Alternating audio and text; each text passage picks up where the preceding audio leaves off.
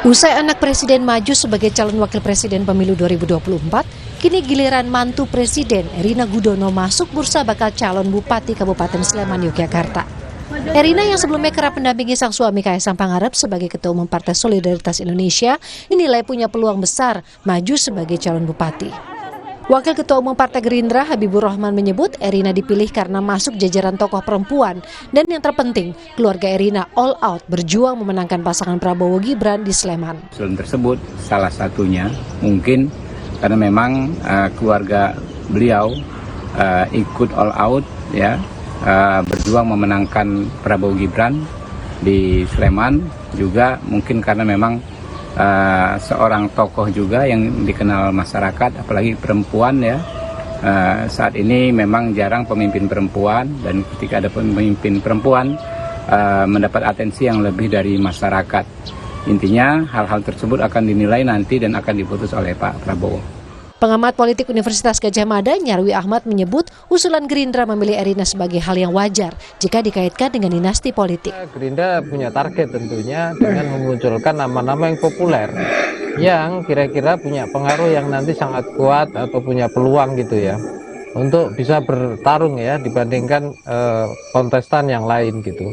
Atau paling enggak gitu dengan memunculkan nama, misalnya contoh Erina yang populer ini, misalnya kalau itu dikatakan kaitannya dengan tadi ya, misalnya dinasti politik Jokowi ekspansi ya faktanya memang juga demikian gitu. Pak Jokowi itu saya kira itu presiden yang paling berhasil ya membangun dinasti politik. Keluarga Jokowi terjun ke dunia politik bukan hal baru. Putra sulung Jokowi, Gibran Rakabuming Raka, menjabat sebagai wali kota Solo hingga akhirnya maju sebagai cawapres di pemilu 2024. Lalu putra bungsu Jokowi, Kaisang Pangarep, yang menduduki posisi Ketua Umum Partai Solidaritas Indonesia. Kemudian mantu Jokowi, Bobi Nasution, yang kini mencoba peruntungan maju di Pilgub Sumatera Utara setelah menjadi wali kota Medan. Keresahan publik terkait dinasti politik sempat terekam dalam survei Litbang Kompas pada 16 hingga 18 Oktober 2023. 63,7% dari 512 responden setuju harus ada aturan yang membatasi agar praktik politik dinasti bisa dihindari. 23,2% menjawab tidak setuju dan 13,1% tidak tahu. Sementara itu, soal larangan politik dinasti membatasi hak politik, 47,2% responden menjawab setuju, 41,9% tidak setuju, dan 10,9% tidak tahu. Politik dinasti dipandang sangat negatif oleh publik. Kekhawatiran ini menguak karena politik dinasti lebih mengedepankan kepentingan keluarga dibanding masyarakat luas. Tim Liputan, Kompas TV. Saudara, Partai Gerindra mengusulkan nama menantu Presiden Joko Widodo, Erina Gudono, sebagai Bupati Sleman. Bagaimana peluang Erina di kancah politik, kita akan bahas bersama Wakil Ketua Umum Partai Gerindra Habibur Rahman, juga pengamat politik Badan Riset dan Inovasi Nasional BRIN, Firman Nur. Pak Firman, Pak Habib, selamat malam. Malam. Selamat berbuka puasa. Halo, ini dari tadi udah on air lo, udah dulu lo, udah penelpon malah ganggu sound. Iya, siap. Dari tadi lo nggak cek gimana sih? Pak Habib. Halo, yes. Pak Habib, nama Erina Gudono dilempar oleh Gerindra jadi calon Bupati Sleman. Ini masih cek ombak atau ini serius?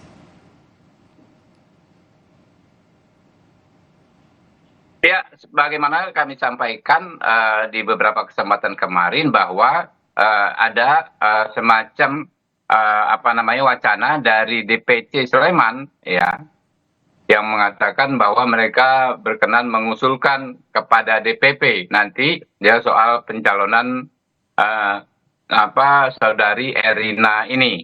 Ya, sebagaimana kita tahu, saudari Erina ini kan tokoh muda perempuan. Jadi selama ini terus terang Partai Gerindra punya sikap untuk mendorong kader-kader muda dan kader-kader perempuan ya, politisi-politisi muda dan politisi perempuan untuk maju dalam kontestasi untuk mendapatkan jabatan publik, semacam kebijakan afirmasi ya dari kami ya, yang mendorong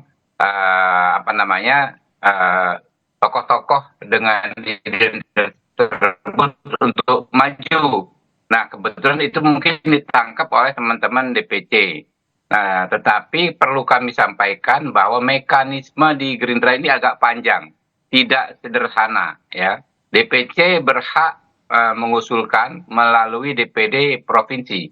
Lalu provinsi mengajukan kepada DPP, dibahas di DPP, baru terakhir harus mendapat persetujuan dari Ketua Dewan Pembina sekaligus Ketua Umum Partai Politik. Jadi jalannya masih panjang sekali ya sampai Oke. nanti misalnya saudari Erina ini dicalonkan atau tidak dari Partai Gerindra. Tapi gini, ini kan disuarakan DPC, kemudian Anda sebagai Wakil Ketua Umum ikut menyuarakan ini yang kemudian membuat isu ini kemudian menjadi semakin ramai begitu ya. Jadi pertanyaan saya, kenapa nggak nyari kader dari daerah aja, kader Gerindra di daerah yang perempuan kan banyak, kenapa harus Erina?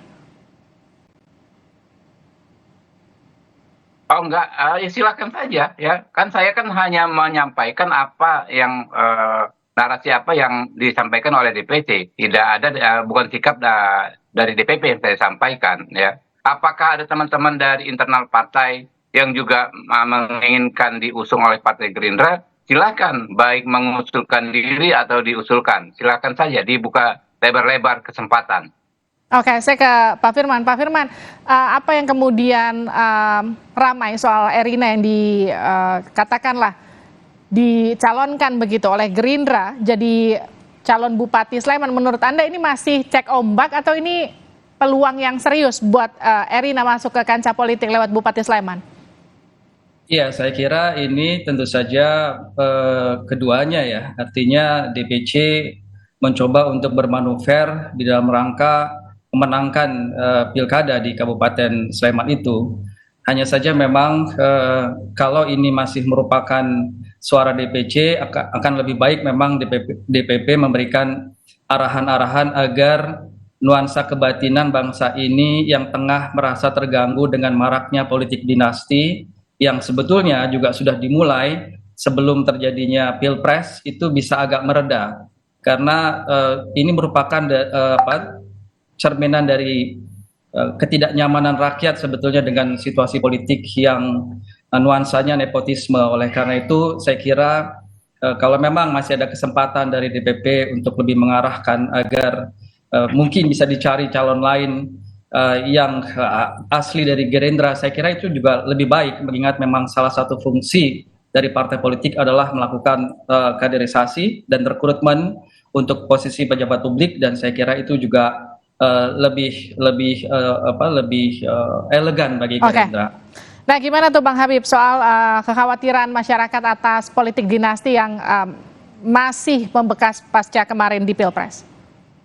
Ya, silakan saja ya masyarakat menyampaikan usulan ya, menyampaikan aspirasinya ya, tentu akan kami tampung juga. Tapi kami perlu sampaikan bahwa banyak sekali pertimbangan ya bagi kami untuk mencalonkan seseorang. Dasarnya bermacam-macam. Apakah ada persoalan dinasti dan lain sebagainya? Saya pikir juga ada beberapa versi di masyarakat, tidak bisa sepenuhnya absolut diterima apa yang disampaikan Bung Firman tadi. Ya, terbukti misalnya ketika dulu Mas Gibran dipersoalkan ya, dituduh sebagai politik dinasti, apresiasi masyarakat justru semakin tinggi ketika beliau resmi dicalonkan. Nah, tapi itu kan belum putusan, masih jauh sekali ya.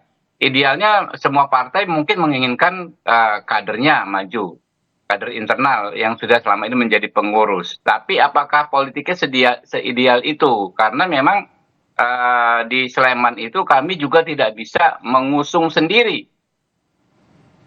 Ya. Oke. Mengusung calon sendiri karena suara kami tidak cukup gitu kan ya.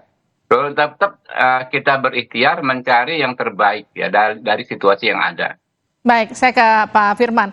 Pak Firman, dampak positif negatifnya kalau memang Erina ini betul akan diusung Gerindra maju di Pilbub Sleman? Ya, saya kira ini yang terpenting sekali lagi adalah momen pendidikan politik yang juga harus ditangkap oleh setiap partai yang berkontestasi, bahwa memang popularitas itu penting, tapi bukan segalanya. Partai juga harus bisa membawa misi untuk menjaga marwah demokrasi yang berkualitas. Nah, ketika kita bicara mengenai demokrasi yang berkualitas, tentu saja popularitas itu hanya salah satu dari elemen yang harus dipertimbangkan. Oke. Lain adalah kepantasan etika dan juga kapabilitas. Nah, saya kira kapabilitas di sini juga penting karena ini yang akan menentukan nasib orang banyak begitu ya. Kalau dinasti politik dalam satu perusahaan mungkin hanya satu perusahaan saja yang ambruk, tapi kalau dinasti politik ini mengurusi banyak orang, maka khawatirnya yang rusak adalah banyak orang begitu. Baik. Dan ini kira harus dijaga betul agar demokrasi tadi tidak saja mengakhirkan pemimpin yang populer, tapi juga pemimpin yang capable begitu. Seperti kata Pak Habib, mungkin prosesnya masih panjang. Ini baru usulan di DPC, belum naik ke DPP, belum diputuskan langsung oleh Pak Prabowo. Apakah betul nanti Erina akan jadi menjadi bupati? Begitu kita juga masih melihat bagaimana respon dan juga reaksi publik. Terima kasih Bang Habib. Terima kasih juga Pak Firman sudah bergabung di Sapa Indonesia Malam. Sama-sama. Saudara, jajak pendapat yang dilakukan Litbang Kompas menunjukkan mayoritas responden tidak setuju Gubernur Jakarta dipilih langsung oleh Presiden. Pembahasannya akan hadir oleh rekan saya Cindy Sistiarani.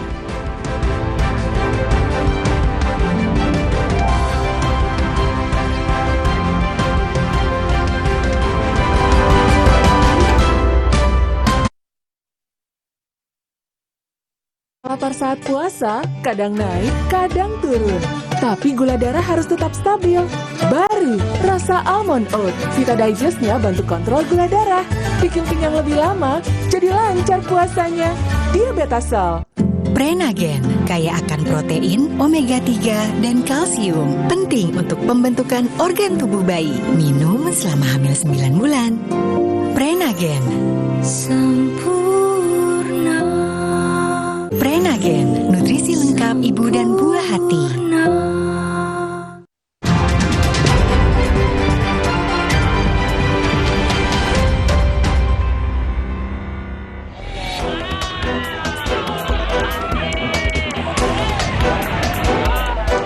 Gelombang tinggi terjadi di Pantai Ranca Buaya, Garut, Jawa Barat. Akibatnya, perahu nelayan dan bangunan yang berada di pinggir pantai mengalami kerusakan hingga roboh. Tidak hanya perahu nelayan, gelombang tinggi juga mengenai bangunan di pinggir pantai sehingga banyak bangunan yang roboh dan hancur. Serangan harimau Sumatera di kawasan Taman Nasional Bukit Barisan Selatan, Lampung kembali terjadi. Warga memprotes lambatnya penanganan yang dilakukan polisi kehutanan.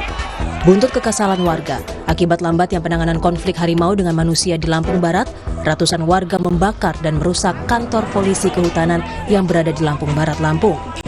3 unit sepeda motor dan 1 bangunan hangus terbakar akibat aksi ini. Polisi menangkap pencuri tiang alif berlapis emas seberat 2,6 kg di atas kubah Masjid Al-Huda, Kabupaten Buru, Maluku.